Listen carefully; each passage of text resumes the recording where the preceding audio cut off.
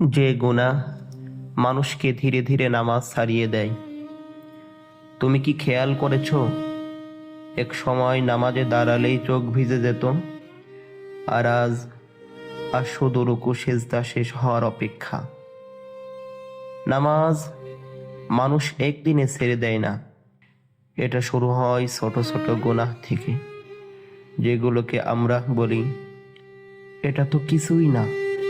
একটা হারাম দৃষ্টি, একটা মিথ্যা, একটা গীবত, একটা গান, অথবা একটা অবাধ্যতা।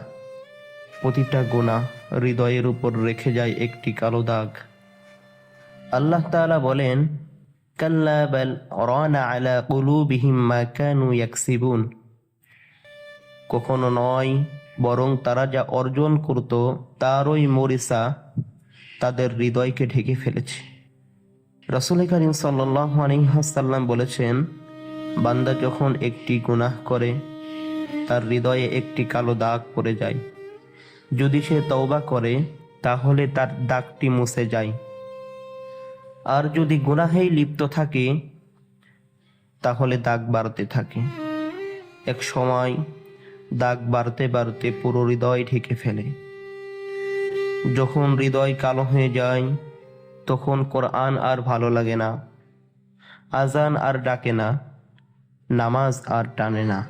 সমস্যাটা নামাজে নয়, সমস্যা সেই হৃদয়ে, যে হৃদয় আল্লাহ থেকে দূরে সরে গেছে।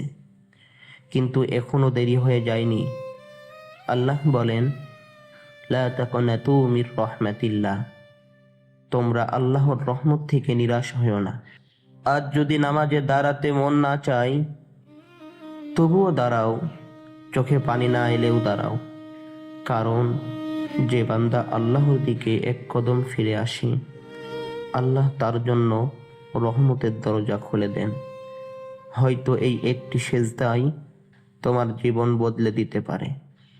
ফিরে এসো আজই, কারণ আল্লাহ তওবাকারীদের ভালোবাসেন।